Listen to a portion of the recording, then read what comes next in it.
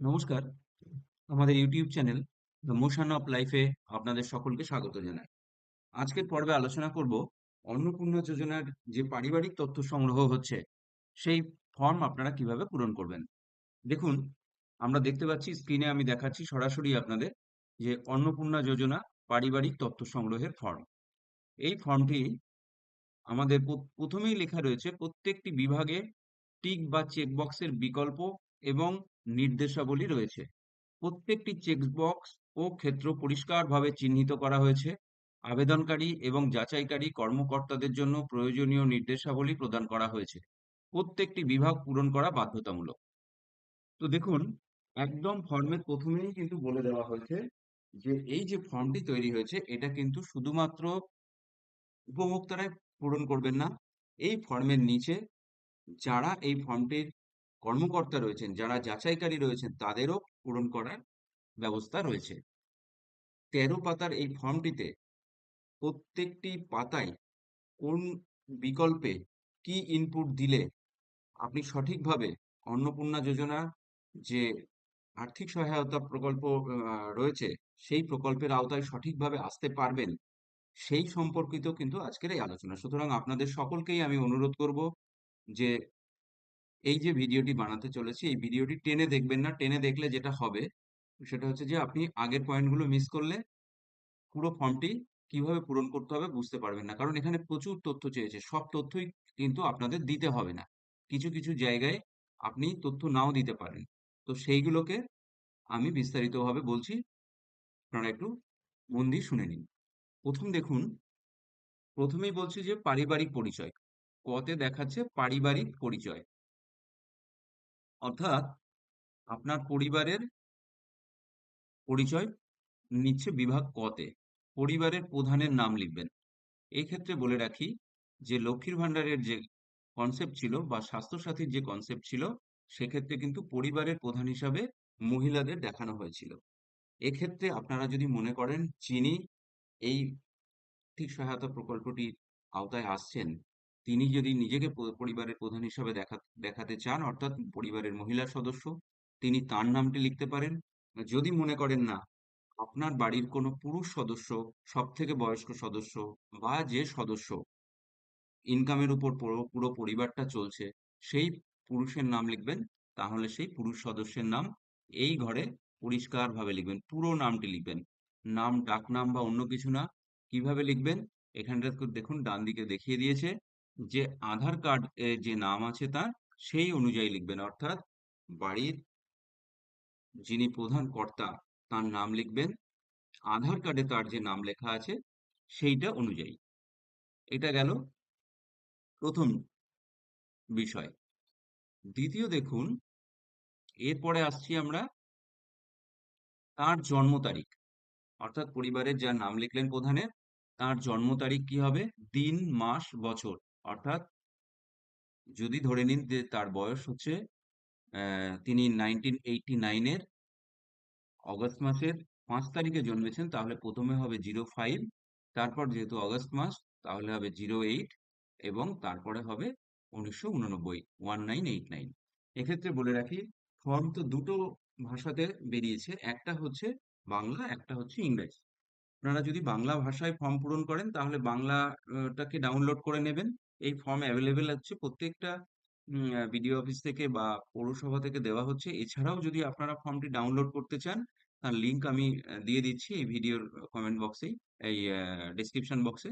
সেখান থেকে আপনারা লিংক থেকেও ডাউনলোড করে নিতে পারবেন। অত্যন্ত সহজে ডাউনলোড করা যাচ্ছে। আর যারা বাংলায় ফিল আপ করবেন তাদের জন্য বলছি, বাংলায় যখন ফর্ম পূরণ করবেন, যে সংখ্যাগুলো লিখবেন সেই সংখ্যাগুলো কিন্তু ইংরেজিতেই লিখবেন। যেমন ধরে নিন, যখন ভোটার কার্ডের নম্বর লিখবেন তখন দেখবেন ওখানে হয়তো আছে YCW, RXT, এগুলো তো বাংলায় লেখা যায় না। সুতরাং এই লেটার গুলো এবং যে নাম্বার গুলো লিখবেন সেগুলো অবশ্যই ইংরেজিতে লিখবেন, তাতে কোনো রকম কোনো অসুবিধে হবে না। দেখুন, এরপরে চলে যাচ্ছি প্রধানের, পরিবারের প্রধানের তিনি পুরুষ, মহিলা না অন্যান্য, অর্থাৎ তার সেক্সটাকে এখানে উল্লেখ করা হচ্ছে। এইবার এই দেখুন ডান দিকের যে থার্ড কলাম যেটা আছে, সেখানে আপনি যে আধার কার্ড অনুযায়ী দিচ্ছেন, এখানে দেখুন উপরে লিখে দিয়েছে সঠিক হলে টিক চিহ্ন দিন। তাহলে যে ঘরে লিখছেন তার ডান দিকের ঘরে টিক চিহ্ন দিতে থাকবেন। তারপরে হচ্ছে ডিজিটাল রেশন কার্ডের পারিবারিক আইডি। ডিজিটাল রেশন কার্ডের উপর অনেকের পারিবারিক আইডি লেখা থাকে। এটা কিন্তু আমি আবারও বলছি যে যাদের রেশন কার্ড আছে তারা দেখবেন প্রত্যেকটা রেশন কার্ডের আলাদা আলাদা একটা আইডি কার্ড আছে, আইডি নাম্বার আছে। সেটা কিন্তু নয়। পারিবারিক আইডি যদি কোনো রেশন কার্ডের নাম্বারের উপর লেখা থাকে, অর্থাৎ একটা পরিবারে ৫ জন আছেন, ৫ জনেরই একটা সেম আইডি আছে। সেই রকম কোনো আইডি থাকলে এখানে দেবেন। না হলে এখানে কিছু দেওয়ার দরকার নেই। ফাঁকা রাখবেন বা নট অ্যাপ্লিকেবল লিখে রাখতে পারেন বা N.A লিখে রাখতে পারেন বা না লিখে রাখতে পারেন। পরিবারের সদস্য সংখ্যা। আপনাদের পরিবারে সর্বমোট কতজন সদস্য আছে সেইটা এখানে উল্লেখ করবেন সংখ্যায়। আবার বলছি, যদি এরকম হয় যে আপনার পরিবারে ৬ জন সদস্য আছে, তাহলে কিন্তু সেটা সংখ্যায় ৬ লিখবেন। মানে এইরকম ভাবে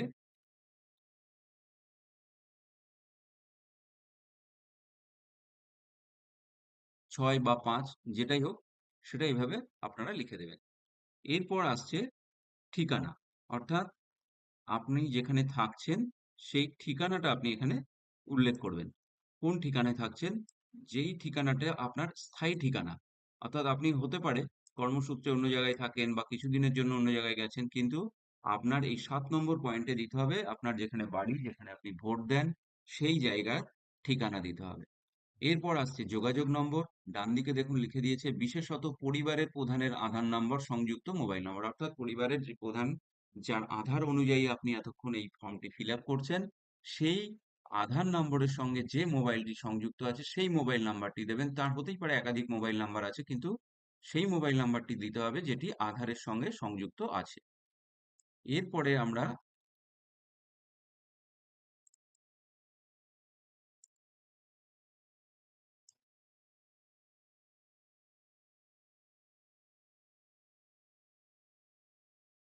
চলে আসছি ৮ নম্বরে। ৮ নম্বর হয়ে গেল। তারপরে আসছি আমরা ৯ নম্বরে। নাম, জন্ম তারিখ, লিঙ্গ, পরিবারের প্রধানের সঙ্গে সম্পর্ক, আধার নাম্বার এবং পরিবারের সকল সদস্যদের ডিটেলসটা এখানে দিতে হচ্ছে। দেখুন, এইখানে প্রথমেই লেখা রয়েছে পরিবারের প্রধান। পরিবারের প্রধান যার নাম এতক্ষণ উপরে লিখলেন তার নামটি আবার এই জায়গায় লিখবেন। তারপরে সেই পরিবারের প্রধান কি অন্নপূর্ণা যোজনার জন্য আবেদন করছেন? যদি মহিলা হয় তাহলে সেক্ষেত্রে হ্যাঁ হবে। যদি এখানে পুরুষ সদস্যের নাম লেখেন তাহলে এক্ষেত্রে না হবে। তাহলে এই এই হ্যাঁ বক্সে আপনি আর কোনো রকম কোনো টিক মার্ক দেবেন না। এরপর হচ্ছে সদস্যের নাম। অর্থাৎ এইখানে এলো পরিবারের আহ, সদস্য এক, অর্থাৎ পরিবারের প্রধান ছাড়াও পরিবারে যারা সদস্য আছেন তিনি ৪ জন ৫ জন হতে পারেন। এখানে ৫ জনের একটা অপশন দিয়েছে। এক্ষেত্রে বলে রাখি সদস্য এক, সদস্য দুই, সদস্য তিন, সদস্য চার এবং সদস্য ৫। খুব ভালো করে খেয়াল রাখবেন যাকে এই প্রথম নাম যখন ফিল আপ করছেন, যাকে সদস্য ওয়ান করেছেন তাকে প্রত্যেক পাতাতেই কিন্তু যেখানেই চাইবে সদস্য একে তার নামটি যাবে। সদস্য দুয়ে প্রথমে যাকে মেনশন করেছেন প্রত্যেকবারের প্রত্যেক কোয়ারির সময় তার নামটাই যাবে। এটা খেয়াল রাখবেন। তাহলে ধরে নিন এখানে সদস্য যিনি আছেন সদস্য এক, তিনি সেই ভদ্রমহিলা যিনি এই অন্নপূর্ণা ভান্ডারের বা অন্নপূর্ণা যোজনার যে আর্থিক সহায়তা পেতে চাইছেন, তাহলে তার নাম। এবং এই দেখুন ডান দিকে পরবর্তীতে আবার একটা হ্যাঁ এর টিক বক্স আছে এইখানে। তাহলে টিক দিয়ে দিতে হবে যদি দ্বিতীয় মানে প্রথম সদস্যই এইটা নিতে চান। তার জন্ম তারিখ দিতে হবে। তিনি পুরুষ অথবা মহিলা এখানে লিখতে হবে পরিষ্কার বাংলায়। পরিবারের প্রধানের সঙ্গে তার সম্পর্ক। পরিবারের প্রধানের সঙ্গে তার সম্পর্ক ঠিক তার ডান পাশ দিয়ে লিখে দিলেন। তিনি তার স্ত্রী হতে পারেন। তিনি পরিবারের প্রধানের মা হতে পারেন, বোন হতে পারেন। এই ধরনের সম্পর্কের কথাটা এখানে উল্লেখ করবেন। আর তার আধার নাম্বারটা এখানে লিখবেন। তাহলে এক্ষেত্রে হয়ে গেল প্রধান এই সদস্য নম্বর এক। সদস্য নম্বর দুইয়ে হতে পারে যে সেই পরিবারে যিনি পরিবারের প্রধান প্রথমে তার স্ত্রী অন্নপূর্ণা যোজনার জন্য নাম নথিভুক্ত করলেন।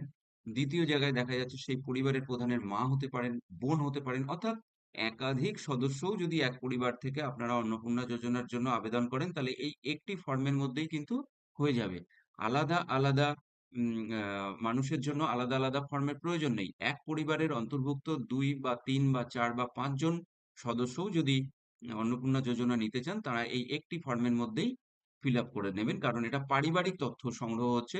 এটা কিন্তু মানে ব্যক্তিকেন্দ্রিক ফর্ম নয়। এরপর এলো আপনার সদস্য ৩, একইভাবে সদস্য ৪, সদস্য ৫। এইটা হয়ে গেল ৯ নম্বর পয়েন্ট। এইবার ১০ নম্বর পয়েন্টে এলাম আমরা, পরিবারের প্রধান এবং পরিবারের সকল প্রাপ্তবয়স্ক সদস্যদের ব্যাংক অ্যাকাউন্ট। এখানে হচ্ছে যে সেই ব্যাংক অ্যাকাউন্টটাতে কি কি আছে না, এখানে হেড অফ দ্য ফ্যামিলি প্রথমেই উল্লেখ করা হয়েছে। তার কোন ব্যাংক, সেই ব্যাংকের নাম লিখতে হবে, সেই ব্যাংকের অ্যাকাউন্ট নম্বর কি আছে, তার আইএফএসসি কোড কি আছে। এখানটাতে দেখুন ডান দিকে লিখে দিয়েছে ডিবিটি ক্রেডিট এর জন্য আধার লিঙ্কযুক্ত ব্যাংক অ্যাকাউন্ট প্রদান করুন। অর্থাৎ একজন মানুষের দুটো তিনটে ব্যাংক অ্যাকাউন্ট থাকতেই পারে, কিন্তু তার আধার নাম্বার একটাই এবং আধারের সঙ্গে ডিবিটি করা থাকে একটি মাত্র অ্যাকাউন্টে। সুতরাং আপনাদের যে ব্যাংক অ্যাকাউন্টের সঙ্গে ডিবিটি করা আছে, ডাইরেক্ট বেনিফিট ট্রান্সফার যেটা করা আছে, সেই অ্যাকাউন্টটি এখানে উল্লেখ করবেন। প্রথমটা হচ্ছে পরিবারের প্রধানের জন্য, তারপরে একইভাবে সদস্য এক, সদস্য দুই, সদস্য তিন, সদস্য চার করে একদম সদস্য পাঁচ পর্যন্ত আপনারা এখানে উল্লেখ করতে পারেন। এরপর আসছি এপিক, অর্থাৎ হেড অফ দ্য ফ্যামিলি এবং সকল প্রাপ্তবয়স্ক সদস্যদের ভোটার তালিকায় অংশ নম্বর। অর্থাৎ এইবার এসে গেলেন যে যারা প্রাপ্তবয়স্ক সদস্য পরিবারে, যাদের বয়স 18-র বেশি, তাদের এইখানে এপিক নাম্বার এবং কোন বিধানসভা ক্ষেত্রের কত নম্বর অংশে তারা রয়েছেন লিখে দেবেন এখানে। অর্থাৎ এখানে এপিক নাম্বারটা লিখলেন, তারপর বিধানসভা ক্ষেত্র ধরে নিন কেউ আমডাঙ্গা বিধানসভায় থাকেন, তাহলে তাকে 102 আমডাঙ্গা বিধানসভা ক্ষেত্র এবং তার অংশ নম্বর 5, 7 বা 8 বা 10 যেটা থাকবে সেটা লিখে দেবেন।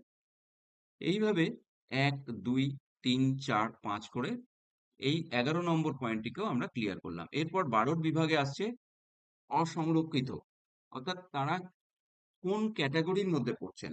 যারা আনরিজার্ভ ক্যাটাগরিতে পড়েন, জেনারেল কাস্ট, তারা এখানে প্রথমটাতে টিক দেবেন, একদম প্রথমটাতে।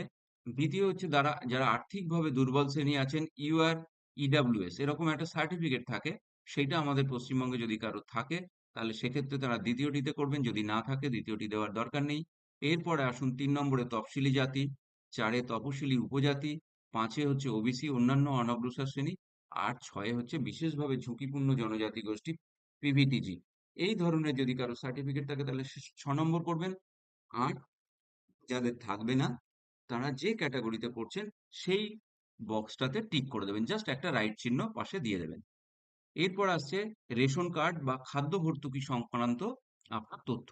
এখানে হ্যাঁ বা নাতে দিতে হবে, খুব সহজেই এটা করে ফেলতে পারবেন। দেখুন, আপনার কি ডিজিটাল রেশন কার্ড আছে? যদি হ্যাঁ হয় হ্যাঁ, না হলে না। যদি হ্যাঁ হয় তাহলে সেই কার্ডটি কোন ধরনের? আপনারা সকলেই জানেন কার্ডের উপর লেখা আছে AA Y, PHH, SPHH, RKSOY 1, RKSOY 2 আর ভর্তুকিহীন কার্ড। এই যে ক্যাটাগরির মধ্যে আপনি কার্ড, আপনার কার্ডটি পড়ছে, আপনি সেইখানে টিক চিহ্ন দিয়ে দেবেন। আর যখন যখন টিক চিহ্ন দিচ্ছেন এই ডান দিকের ঘরেও একটা করে টিক দিয়ে দেবেন, অর্থাৎ আপনি এই ডান দিকের ঘরেও সঠিকভাবে আগিয়ে যাচ্ছেন ফর্ম পূরণ করতে করতে, সেটা দেখে নেওয়া হচ্ছে। পরিবারটি রেশন থেকে মাসিক রেশন তুলছেন কিনা, যদি হ্যাঁ হয় হ্যাঁ, না হলে না। আপনাদের সম্পদ সম্পর্কিত বিবরণ এবার নেওয়া হবে। সেই সম্পদে কি আছে দেখে নিন।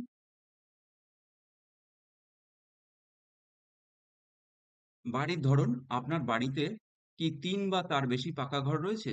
যদি 3টের বেশি পাকা ঘর থাকে তাহলে হ্যাঁ, আর না হলে না। পারিবারিক জমির মালিকানা, রেজিস্ট্রেশন নথি বা মিউটেশনের কপি এবং আরোয়ার হালনাগাদের তারিখ সহ সর্বশেষ জমি রেকর্ডের কপি দিতে হবে। যদি আপনার পারিবারিক জমি কিছু থাকে, যদি এখানে হ্যাঁ লেখেন, তাহলে কিন্তু তার সপক্ষে আপনার এই ডকুমেন্টস গুলো দিতে হবে। হ্যাঁ, আপনাকে এই তথ্যগুলো জেরক্স করে জমা দিতে হবে। পরিবারের সকল সদস্য মিলিয়ে মোট কতটুকু জমি আছে শতকের হিসাবে এখানে দেবেন এবং তার জন্য এখানেও কিন্তু নথি দিতে হবে। এই ফর্ম পূরণ করার পর ফর্মের সঙ্গে জুড়ে দিতে হবে নথি। এইবার হচ্ছে আপনার বাড়িতে কি ধরনের যানবাহন আছে, আপনি পরিবারের কোনো, আপনার পরিবারের কোনো সদস্যের কোনো মোটর চালিত 4 চাকার গাড়ি আছে কিনা, যদি হ্যাঁ হয় হ্যাঁ, যদি হ্যাঁ হয় তাহলে সেই গাড়ির সংখ্যা উল্লেখ করুন, অর্থাৎ কটি গাড়ি আছে, একটি, দুটি বা তিনটি, এবং সেই গাড়ির রেজিস্ট্রেশন নাম্বার, অর্থাৎ গাড়ির যে নাম্বারটা থাকে আমাদের ডাব্লিউবি দিয়ে যে নাম্বারটা গাড়ির থাকে, সেই গাড়ির রেজিস্ট্রেশন নম্বর দিতে হবে। গাড়িটা জিপ, ট্রাক্টর, কোন ধরনের গাড়ি সেটাকে অন্তর্ভুক্ত করুন। যদি হ্যাঁ হয় তাহলে সেই গাড়ির মডেল নম্বরটা, এখানে যে ছোট গাড়ি, জিপ গাড়ি বা ট্রাক্টর আছে যাদের, এইখানটাতে সেইটা সঠিকভাবে লিখে দেবেন। এরপরে আসছে পারিবারিক সদস্যদের স্বাস্থ্য বীমা করা আছে কি না। যদি না হয় তো এক কথায় না করে দিলেন, এখানে টিক দিয়ে দিলেন। আর যদি স্বাস্থ্য বীমা থাকে, এখানে স্বাস্থ্য বীমা সম্পর্কে বলে নিচ্ছি, যাদের স্বাস্থ্য সাথীর কার্ড আছে সেটাও কিন্তু এক প্রকারের স্বাস্থ্য বীমা এবং সেটা সরকারি স্বাস্থ্য বীমা। সুতরাং সেক্ষেত্রেও কিন্তু হ্যাঁ লিখবেন। যাদের একেবারেই কিছু নেই তারা না করতে পারেন। যদি হ্যাঁ হয় তবে সরকারি বা বেসরকারি বীমার অঙ্ক এবং প্রিমিয়ামের বিবরণ উল্লেখ করতে হবে। অর্থাৎ আপনারা যে বাৎসরিক 5 লক্ষ টাকার একটা কভারেজ পান, সেই কথাটা কিন্তু এখানে উল্লেখ করতে হবে। এইবার এইখানে আলাদা আলাদা করে দেওয়া হয়েছে যে পরিবারের প্রধানের নামে আছে কিনা। যিনি পরিবারের প্রধান তিনি হয়তো স্বাস্থ্যসাথীর আওতায় নেই, তাহলে তার ক্ষেত্রে না হবে।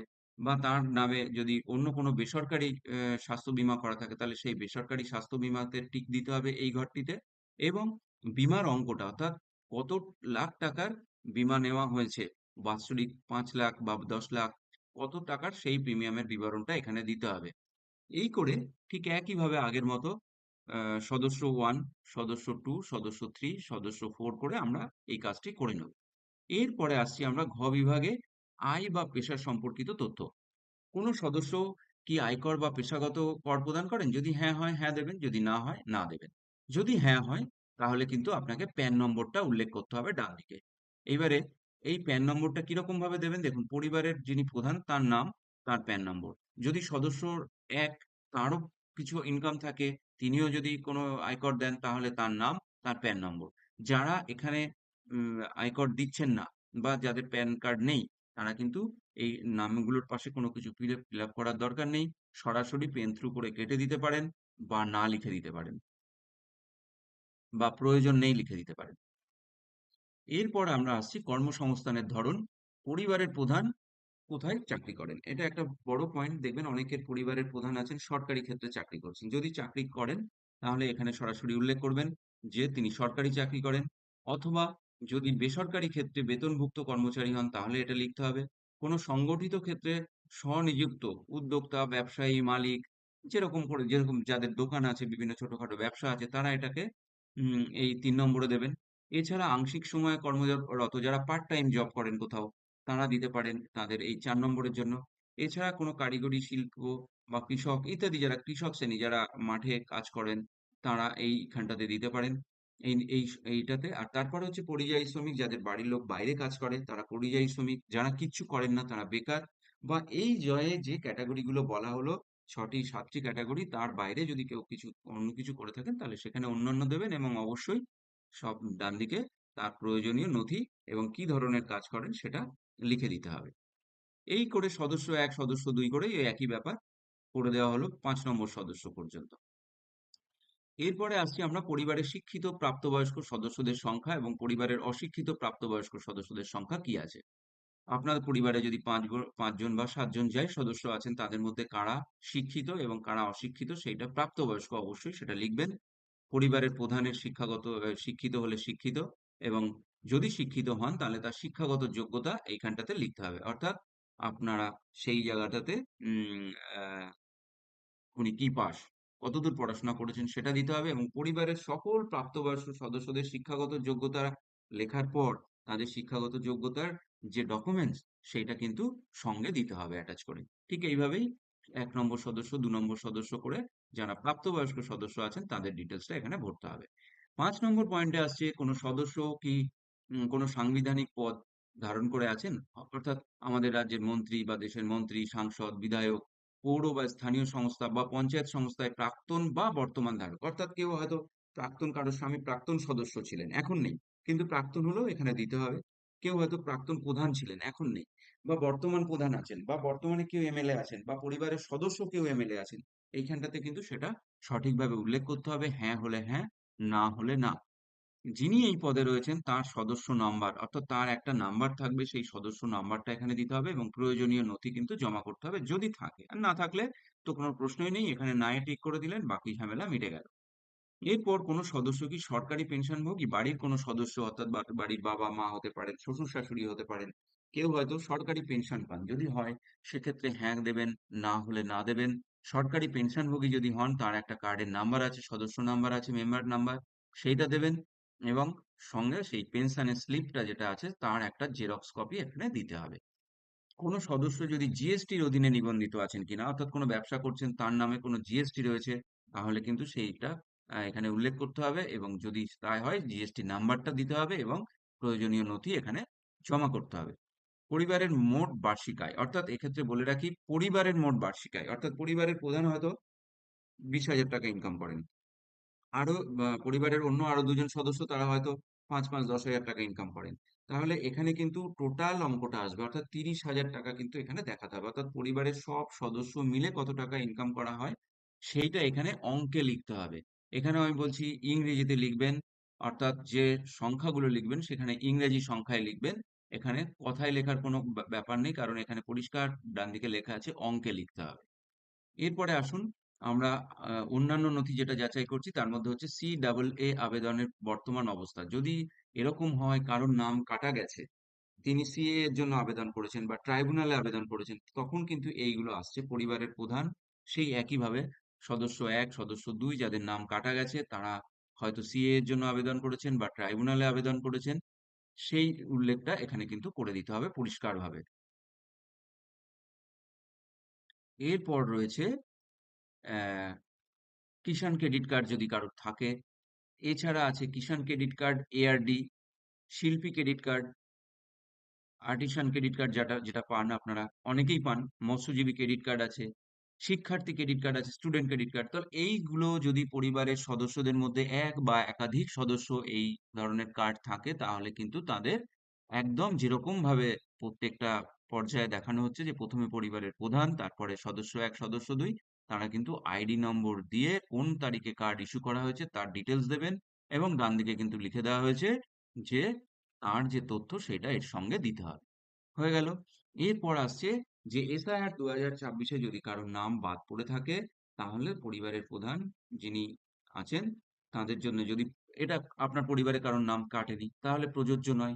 যদি পরিবারের প্রধানের ক্ষেত্রে না হয়, তাহলে না, হ্যাঁ হলে হ্যাঁ, যে ট্রাইব্যুনালে আপনারা বিচারাধীন আছেন কিনা, না হলে না, আর হ্যাঁ হলে না, হ্যাঁ। আর যদি প্রযোজ্যই না হয়, অর্থাৎ আপনাদের নাম ভালোভাবেই আছে ভোটার লিস্টে, এই ধরনের কোনো প্রশ্নই উঠছে না, তখন প্রযোজ্য নয় কথাটিকে আপনারা টিক করবেন। এগুলো সেই সমস্ত সদস্যদের জন্যই করতে হবে। এরপরে সামাজিক মর্যাদা এবং নির্ভরশীল ব্যক্তিগণ, তাদের বিবরণ নেওয়া হচ্ছে যে বিদ্যালয়ে অধ্যয়নরত পরিবারের সকল শিশুর বিবরণ। দেখুন এবারে শিশু 4 জন পর্যন্ত শিশুর এখানে দেয়া হয়েছে, যে আপনার বাড়ির শিশুটির নাম, তিনি কোন শ্রেণীতে পড়ছেন, বিদ্যালয়ের নাম, তার কোন ধরনের বিদ্যালয়, সেটা সরকারি না সরকারি সাহায্যপ্রাপ্ত বিদ্যালয়, না স্পন্সর্ড কোনো বিদ্যালয়, না বেসরকারি বিদ্যালয়, না কোনো স্বীকৃত মাদ্রাসা বা স্বীকৃত নয় এরকম কোনো মাদ্রাসা, বা অন্যান্য কোনো ক্ষেত্রে পড়াশোনা করছে, এটা কিন্তু পরিষ্কার এই বক্সে টিক দিতে হবে। যদি অন্যান্য হয় পাশে লিখতে হবে কোথায় পড়ছে, সেই স্কুলের নাম দিতে হবে। আর এইখানেও দেখুন বিদ্যালয়ের ধরন অন্যান্য নির্বাচন করলে অনুগ্রহ করে বিস্তারিত উল্লেখ করুন, যেমন কোনো ওপেন স্কুল বা হোম স্কুল ইত্যাদিতে যদি থাকে সেই বিদ্যালয়ের নাম এবং কি ধরনের বিদ্যালয় সেটা উল্লেখ করতে বলেছে। এছাড়া বাকি সব সমান। একসঙ্গে এখানে 4 জন শিশু বাড়ির ডিটেলস দেওয়া যাবে। এরপর শিশুদের টিকাকরণের বর্তমান অবস্থা, আপনার বাড়ির যে শিশুটি আছে সে টিকাকরণের কোন পর্যায়ে রয়েছে, তাকে টিকাকরণ দেওয়া করানো হয়েছে কিনা, কোন পর্যায়ে দেওয়া হচ্ছে, কেন, যদি টিকা না নেওয়া হয়ে থাকে তাহলে কেন নেওয়া হয়নি, এইগুলো কিন্তু এই যে যদি হ্যাঁ হয় তাহলে টিকাকরণ কার্ডের আইডি দিতে হবে, যদি না হয় তাহলে শেষ টিকা কবে নেওয়া হয়েছে তার তারিখ দিতে হবে, টিকা যদি না একেবারেই না নেওয়া হয় তাহলে তার কারণও উল্লেখ করতে হবে।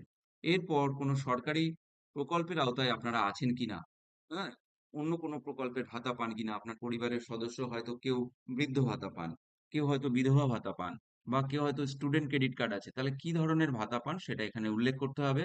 যদি আপনার মনে হয় যে আপনি এই ভাতাগুলো থেকে প্রত্যাহার চান, তাহলেও এখানে কিন্তু আপনি আহ, উল্লেখ করবেন যে হ্যাঁ আপনি কি ধরনের ভাতা পাচ্ছেন এবং তার থেকে প্রত্যাহার চাইছেন কিনা। এরপর হলো বিভিন্ন প্রকল্পের নাম, মানে আপনি যে প্রকল্পে আছেন সেই প্রকল্পটির নাম দিয়ে 1, 2, 3, 4, 5 নম্বর সদস্য কে কি চাইছেন বা না চাইছেন তার ডিটেলসটা দিয়ে দেবেন। ভিডিওটা অনেক বড় হচ্ছে বলে আমি কিন্তু খুব তাড়াতাড়ি বলার চেষ্টা করছি। তবু যদি ফর্ম পূরণ করতে গিয়ে কারোর কোনো সমস্যা হয়, আমি অনুরোধ করব যে আপনারা কমেন্ট বক্সে এসে কমেন্ট করবেন, ওখানে আমি বলে দিতে পারবো, বা যদি আপনাদের অসুবিধা হয় আরো ডিটেলসে আপনাদের কোনো সাজেশন থাকলে আমি আবার একটা ভিডিও বানিয়ে আপনাদের সহায়তা করব। এরপর দেখুন আসছে ঘোষণা ও সম্মতি। আমি এই মর্মে ঘোষণা করছি যে উপরে প্রদত্ত সমস্ত তথ্য জ্ঞান এবং বিশ্বাস মতে আমি পূরণ করেছি, অর্থাৎ আমি যা তথ্য দিয়েছি আমি সব সঠিক দিয়েছি। এখানে সম্মত হলে আপনি আহ, এই ফর্মটিকে এখানে ক্লিক করবেন এবং এই ফর্মটি আপনি যাচাইযোগ্য হিসাবে জমা করছেন সেটা দেখাবেন। এরপর দেখুন উম আপনার স্বাক্ষর নেওয়া হচ্ছে, এখানে আপনার পুরো সই, অর্থাৎ যিনি এখানে বেনিফিশিয়ারি বা উপভোক্তা হচ্ছেন, যিনি অন্নপূর্ণা যোজনার জন্য আবেদন করছেন, তিনি এখানে সই করবেন এবং তার পুরো নাম লিখবেন। এই হলো ফর্ম। এবার ফর্মের শেষে দেখুন একটা খুব গুরুত্বপূর্ণ বিষয় রয়েছে যে শুধুমাত্র সরকারি ব্যবহারের জন্য অর্থাৎ অন্নপূর্ণা যোজনার পারিবারিক স্তরে তথ্য সংগ্রহ, ফর্ম সংক্রান্ত অনুসন্ধানের প্রতিবেদনে যারা যাবেন, এখনো পর্যন্ত যেটা জানা যাচ্ছে যে আপনার সংশ্লিষ্ট বুথের বিএলওরা যেতে পারেন অথবা অঙ্গনওয়াড়ি কর্মী যারা আছেন তারা যেতে পারেন বা আইসিডিএস থেকে যারা আছেন তারা যেতে পারেন। তো তাদের উপর যদি দায়িত্ব বর্তায় তাহলে তারা দেখুন এখানে পরিষ্কার লেখা হচ্ছে যে আপনি যে তথ্য দিলেন এই তথ্যের সঙ্গে তারা যদি একমত হন তাহলেও তারা লিখবেন যে আমি আবেদনপত্রটি এবং তাতে প্রদত্ত তথ্য সঠিকভাবে পেয়েছি। আর যদি দেখা যায় যে আপনি যে সঠিক দিয়েছেন সেইটা তাকে সঠিক বলে তার মনে হচ্ছে না তাহলে কিন্তু তিনি সেটাও উল্লেখ করে তলায় কিন্তু সই করে দেবেন যে না আমি এর সঙ্গে একমত নই। আবেদনপত্রটি কিন্তু প্রত্যাখ্যান করা যেতে পারে। অর্থাৎ এখানে যিনি স্বাক্ষর করছেন বাড়ি গিয়ে তার পূর্ণ অথরিটি রয়েছে, ক্ষমতা রয়েছে যে এইটিকে গ্রহণ বা প্রত্যাখ্যান করা যাবে কিনা তিনি কিন্তু সুপারিশ করবেন। হয় গ্রহণটাকে কেটে প্রত্যাখ্যান রাখবেন অথবা প্রত্যাখ্যানকে কেটে গ্রহণের উপর টিক দিয়ে তারপরে তিনি স্বাক্ষর করে তার পুরো নাম, তিনি কোন পদে চাকুরি করছেন, তারিখ এবং স্থান উল্লেখ করে দিতে হবে। অর্থাৎ এখানে যারা এনকোয়ারি অফিসার রয়েছেন তাদের কিন্তু একটা বড় দায়িত্ব বর্তাচ্ছে অন্নপূর্ণা যোজনায় যে তথ্য আপনারা দিচ্ছেন সেটি সঠিকভাবে দিচ্ছেন কিনা। তো ইতিমধ্যে ভিডিওটি অনেক বড় হয়ে গেছে। আমি আর বড় করছি না। আপনারা এই ফর্মটি যেভাবে দেখালাম পূরণ করুন। যদি কোনো রকম কারো অসুবিধে হয় অবশ্যই কমেন্ট বক্সে এসে কমেন্ট করুন। আমি আপনাদের কমেন্টের উত্তর দেব এবং আ আর এরপরে যে আপডেট গুলো থাকবে সেগুলো নিয়ে আবার পরবর্তী ভিডিওতে আসছি। সকলে ভালো থাকবেন, সুস্থ থাকবেন। আজকের মতো এখানেই শেষ করলাম। ধন্যবাদ।